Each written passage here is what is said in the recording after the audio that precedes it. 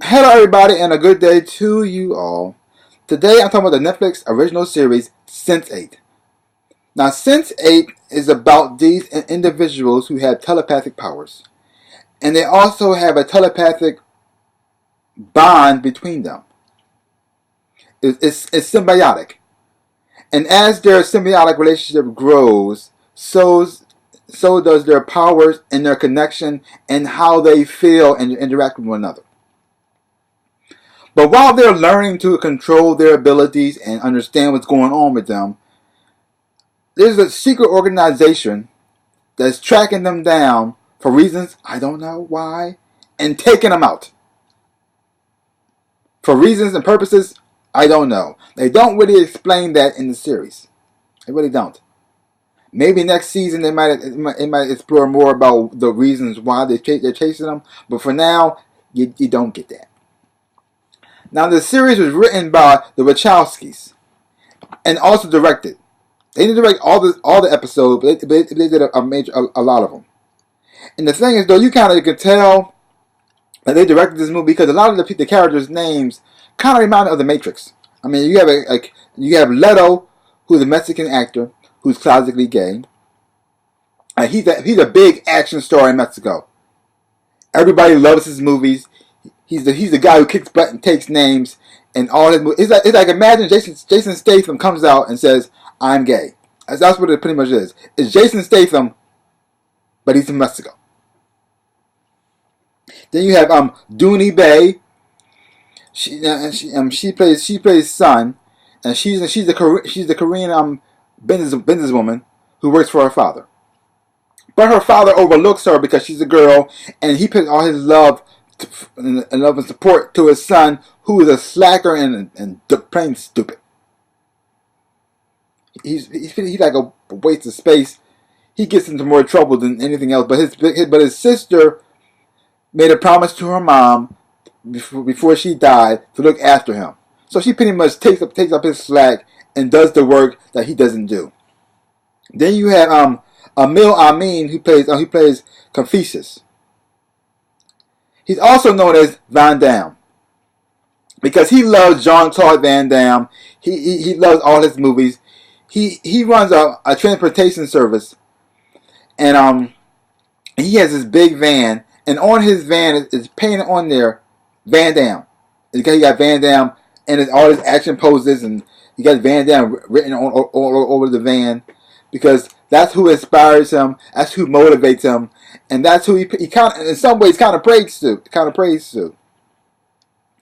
And his motivation is he's trying to help his mom because his mom has AIDS, and he was the one to get her medicine. Then you have Jamie Clayton who plays Nomi Marks. She plays Nomi. Now Nomi is transgendered. She was a boy, but she became a girl, and she's a hacker. She got caught, only went to jail, but they decided to help her. Like instead of using her stuff for bad stuff, she actually works for good, hacking for companies, and they pay her to do that. Then you have Tina Daji. She plays Kala. She's from India, and she's very smart. She's a scientist, and she's engaged to a man who she's not really in love with. I mean, the guy's nice and everything, but she's just not in love with him. And you have Max Rimmel who plays Wolfgang. Now Wolfgang's in Russia, and he had a rough childhood. Things didn't go well for him. His father abused him, and he pretty much grew up in a gangster's life. And you have Brian J. Smith who plays Will. He's a cop in Chicago, and his father was a cop, and he pretty much he started off as a young child as a little rebel because his father was a cop, so he just rebelled against everything his father did, and in the end he became a cop himself. But it seems that he's like living in his father's shadow because his father did a whole lot of good for the police force, and he's a great cop, and so he's kind of living up to that name. And when his powers kick in, people thinks he's going insane. And you have no, her name is I'm gonna say probably say this wrong, but it's probably Twopence Middleton. She plays Rowley. Now she was living in London, but she's from Iceland. She's from Iceland. She left there for reasons that she couldn't deal with, and she moved to London to try to find I guess start a new life. So each and every one of these individuals are connected telepathically, and they're all going through something in their own individual lives because none of them are in the same place. You got the one in San Francisco, Chicago, Mexico, Russia. You got India, Korea, London, and Iceland. Both places, both of them are none of them are connected, but with their telepathic powers, it binds them and connects them because they feel, see, taste what each and every individual is feeling, and they can even transport their consciousness to that location, and they actually are there, and they're experiencing it through that person's eyes, and they can talk to that person and interact with them like they're in the same room. But to the outside, it looks like one person is talking to themselves. They just look crazy.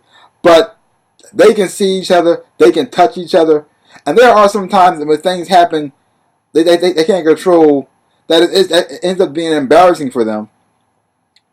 I mean, there's one scene where the Mexican actor, he's trying to prepare his lines for a set. All of a sudden, he starts feeling, horny.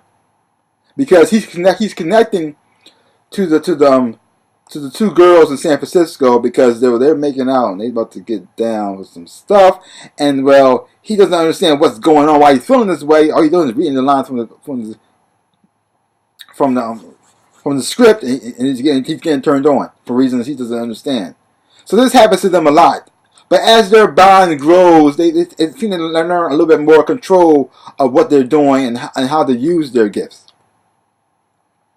But as they're learning this gift, like I said before, this group organization is attacking them. They're trying to come after them and take them out, and they're being helped by Naveen. Now the actor's name is Naveen Andrews. He plays Jonas, and he's trying to guide them through the situation because he's also like one of them. And he had a group before. Now I don't know what happened to his group, and I think most of them are dead. But he's like one of the survivors. He's trying to guide them, so the same thing that happened to his group won't happen to them. This show is amazing. Everything about the show I loved. It's funny at times. It has great action. It's shot well. The story is great. The locations look beautiful. I highly recommend this series. I'm giving this whole series an A+ because it's so good. I don't want to spoil it for you and tell you what's going on or what happens to what, blah, blah, blah, blah. But check it out for yourself. If you have not seen Sense8, check it out. If you have a Netflix account, check it out. If you don't have a Netflix account, find someone who does, then check it out. And after you watch this series, tell others to watch this series because it is worth it. I highly recommend it. I enjoyed it. I had fun watching it. It got me pumped up. I don't know what they're going to do next season, but I'm looking forward to it. Leave your comments down below. Give my channel a big old like. Hit the thumbs up. Subscribe to my channel and share. I really would appreciate it. So that's all I had to say about Sense8. So, like I say, in my dreams and in real life, I am the Ninja Rabbit. Peace out, peoples.